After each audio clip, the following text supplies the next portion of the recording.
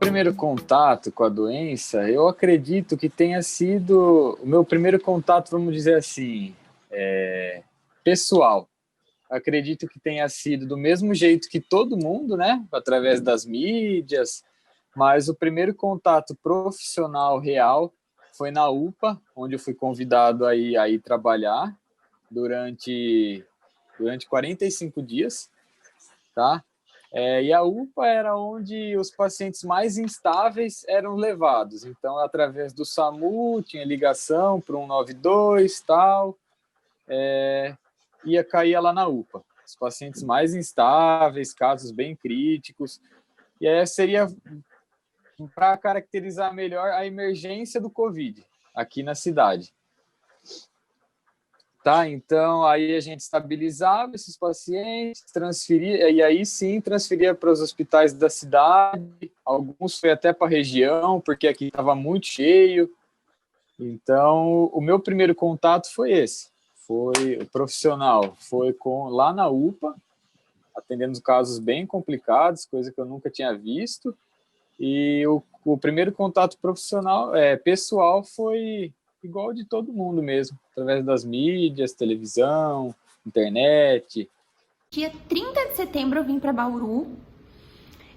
No dia 1º de outubro eu fui fui em campo numa empresa. E no dia 2 de outubro eu já não consegui ir, porque aquele dia era uma sexta-feira. Eu acordei com ânsia, vômito, diarreia e, além disso, uma fraqueza, absurda, muito fraca. Com dificuldade para levantar e tudo mais da cama, sabe? E naquele mesmo dia, meus pais vieram até me buscar, porque até pelo telefone eles perceberam que eu não tava bem. E quando eles vieram me buscar, eu tava deitada ainda. E aí eu fui embora pra minha casa, estou de Botucatu, fui pra lá. No sábado continuaram os sintomas e eu fui no pronto atendimento. Quando eu cheguei lá, falei, né, pro médico, relatei o que eu tava sentindo, ele me examinou e falou que, assim, por via das dúvidas, era melhor eu fazer o teste. Mesmo saindo negativo, eu teria que ficar 5 dias isolada, dentro da minha casa. Então, no meu quarto, eu teria que ficar isolada da minha família por 5 dias. E ela deu o prazo do teste sair de 2 a 3 dias. Ok. Naquela hora, eu falei assim, nossa, vou conseguir assistir minhas séries, vou conseguir assistir os filmes que eu gosto, né? Falei, vai ser legal esse tempo eu comigo mesma. Porém, não foi muito assim. Porque eu cheguei, aí no domingo eu comecei a ficar isolada. No posto de saúde foi passado uma lista de coisas que eu não podia fazer. Então, por exemplo, eu não podia dividir copo, eu não podia dividir talher. As refeições eu tinha que fazer em horários diferentes ao da minha família, porque ali eu estaria sem máscara. Foi entregue também um kit de máscaras, assim, com elástico, bem diferente, assim, das que normalmente a gente usa. E ali, depois de uns 2 dias, nossa, foi me dando um nervoso ali, porque eu queria ficar junto com a minha família e não podendo. Muito diferente, por exemplo, da quarentena. Na quarentena de março até agosto, setembro, eu tava assim, na minha casa, longe dos meus amigos, longe do resto da minha família, porém estava junto com meus pais. Só que naquela semana eu tava longe até dos meus pais, então era muito estranho. Pra todo lugar eu tinha que usar máscara, então foi muito estranho. E isso daí, me afetou muito psicologicamente. Eu fiquei, triste, sabe? E não foi o que eu pensava, que, nossa, era um momento de lazer, de conseguir assistir o que eu gosto. Eu não vi a hora daqueles 5 dias passarem para eu poder sair e ficar junto com meus pais.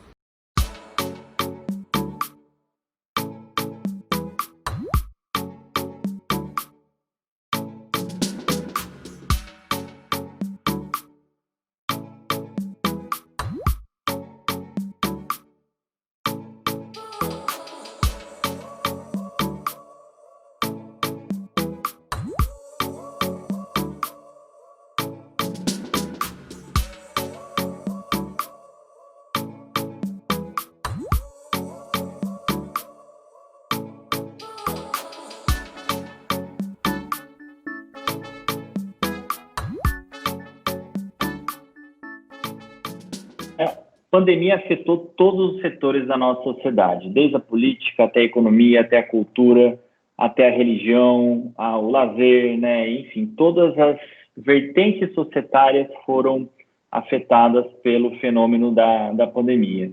É interessante destacar, né, na questão cultural, por exemplo, a gente teve uma diminuição drástica, né, das manifestações culturais.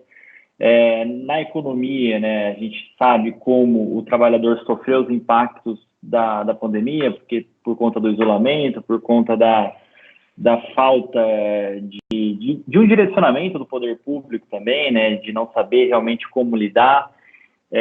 Na questão política, obviamente, afetou demais, né, a gente não houve coordenação entre poder federal, poder estadual, municípios, e isso tudo afetou de uma maneira muito drástica também a forma como as pessoas lidam com a pandemia. Eu penso que são vários efeitos que a gente pode pensar que a pandemia de coronavírus tem trazido para a educação, né? A gente pode pensar num nível mais individual e pensar, por exemplo, quanto o desenvolvimento emocional, afetivo, cognitivo das crianças, dos adolescentes, dos jovens adultos, professores, tem sido comprometido, né, com o afastamento. Então, o isolamento, ele não é um isolamento social, né? A gente fala isolamento social, mas ele é um isolamento físico, né? A gente está se relacionando com as pessoas.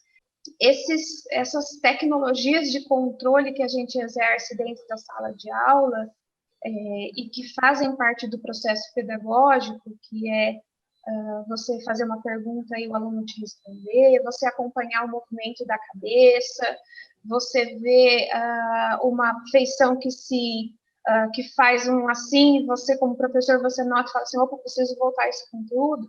São indicativos para o professor que fazem parte desse feedback que os alunos dão sem perceber muitas vezes. E você não tem isso quando você está no ensino remoto, né? Você não tem, seja porque alguns alunos não ligam câmera, não ligam microfone, alguns não acessam o link da aula, não entram na aula ao vivo. Então, você vai perdendo esses mecanismos de garantir que, de fato, você possa ter contribuído para a aprendizagem. A Covid-19 no hospital, ela transformou a rotina numa verdadeira loucura, para ser bem sincero, viu? Porque tiveram vários treinamentos novos, novos protocolos que a gente teve que aprender para ser seguido, mudança de setores para acolher esses pacientes. Então, o hospital virou uma verdadeira bagunça no começo, né? Mas chegou até um momento que a gente lá dentro começava a imaginar que esse hospital ia virar só para atender Covid, porque estava enchendo de uma tal maneira, muita coisa, e aí chegou a isso, mas a gente tem que agradecer aí as pessoas que trabalharam, que se adaptaram, fizeram tudo com sucesso.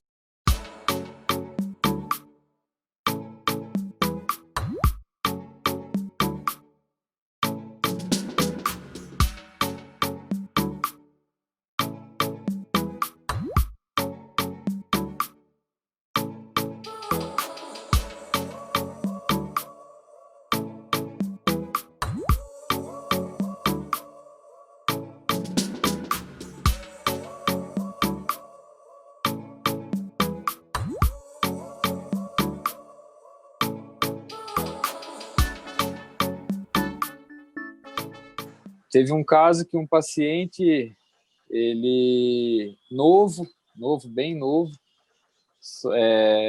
cara, ele chegou pelo SAMU com uma falta de ar tão grande, que eu falei assim, cara, eu nunca vi uma coisa dessa na minha vida. Logo no meu primeiro dia, nunca vi uma coisa dessa na minha vida.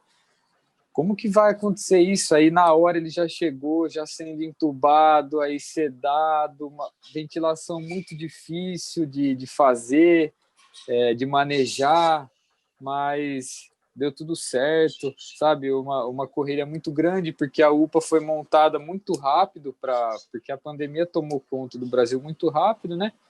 E a UPA foi montada numa velocidade muito grande, então algumas coisas ficaram a ser decididas. Então, às vezes, a gente estava meio perdido no que fazer, tá? Os médicos não achavam medicação, aí tinha que pedir para outro lugar, tal, até chegar era complicado. Mas, enfim, essa foi a experiência que mais marcou, sabe? Ver um paciente novo passar por tudo isso daí, porque falam que os idosos são os que têm que tomar mais cuidado, só que o paciente novo também pega, cara. Pessoas novas também pegam e pegam com a taxa viral lá em cima, que compromete desse jeito. Sabendo de várias pessoas que eu conhecia que tinham sido diagnosticadas, inclusive da minha família, primos e primas minhas foram diagnosticados, e eu nem sabia. Assim, não tenho contato com eles desde março, então eu nem sabia. Eles tinham sido diagnosticados, porém alguns já estavam curados, alguns foram mais fortes, outros não tanto assim. E aí que foi ter um contato mesmo, de pessoas muito próximas a mim que tiveram e eu nem sabia.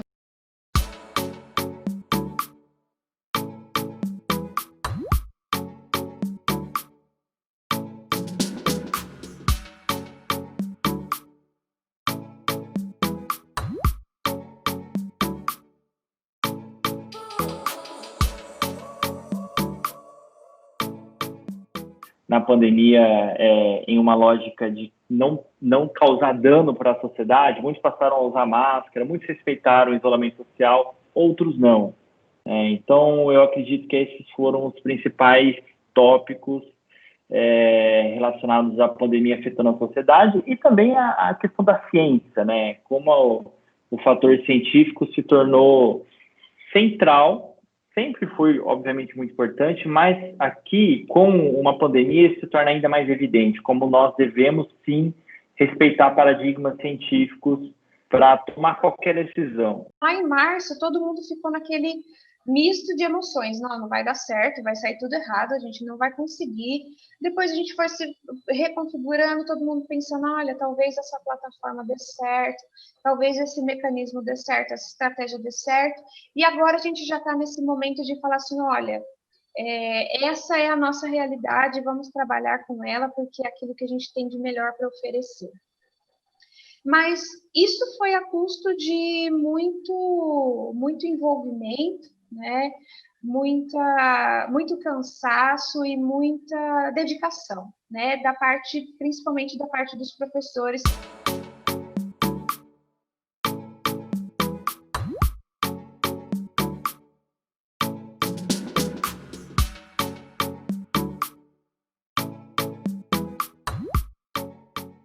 E, de repente, esses professores se viram obrigados a acessar a plataforma, a salvar documentos em PDF, a fazer upload de arquivos de vídeo no YouTube, gravar vídeos no YouTube. Então, esse conjunto de competências e essas habilidades que a internet e esses mecanismos de gravação de voz, de áudio, de vídeo, que a gente não tinha, porque a gente não precisava pensar isso, a gente não era youtuber, né?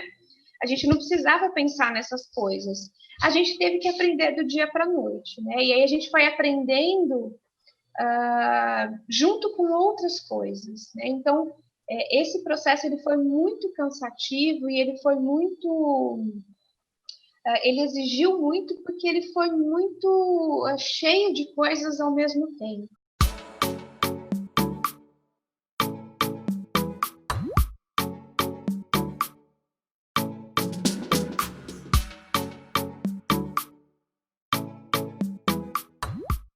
A minha perspectiva, eu acho que a gente vai ter a partir de agora um novo normal, né? Que é o que tem sido falado aí. A gente vai ter que aderir por muito mais tempo o uso dessas máscaras. Essa doença provavelmente ela não vai sumir, ela vai se tornar como uma H1N1, por exemplo, que a gente vai ter que se vacinar contra todo ano, tá? Então, a minha perspectiva para isso é que a gente vai ter um novo normal. A gente vai continuar com todos esses cuidados, só que vai voltar a ter tudo novamente, né? Só que com esses cuidados. da segurança, para a questão da paz internacional, tudo aquilo mudou a forma como os países se relacionaram. E agora, com a pandemia, a gente tem um outro momento, né, super importante nas relações entre os países, né? Com certeza vai ser um daqueles momentos para a gente ficar marcado como, digamos, o start de uma nova época, né? O início de uma nova época que a gente não sabe ainda o que vai acontecer, se vai ser uma época mais de cooperação entre os países ou de mais conflito, né? Uma época de mais multilateralismo ou de menos multilateralismo, no sentido de fechamento dos países. Isso ainda a gente não sabe o que vai surgir desse momento pós-pandemia. O que eu desejo mais, assim, daqui para frente, é que saia uma vacina que seja segura, que seja eficaz, para, tipo assim, tudo voltar ao normal. Tudo bem que nada vai ser como antes, até considerado agora como o novo normal, porque muita coisa não vai ser como antes. Porém, naquela semana, assim, que eu fiquei longe de todo mundo, também toda a época da quarentena também, que, assim, fiquei isolada dos meus amigos, fiquei isolada do resto da minha família, eu vi a importância das relações, assim, com outras pessoas, como é importante a presença física ali, você ter o contato físico com a pessoa. Porque, assim, tudo bem que a gente tem a internet, que a gente tem as redes sociais, que a gente consegue conversar com as pessoas. Porém, não é a mesma coisa de você estar atrás de uma tela e de você ter um contato ali. Então, o que eu desejo é que saia logo e que a gente possa voltar, assim, a pelo menos estar presente ali, né? E que nem minhas professoras falam, vamos viver um dia de cada vez.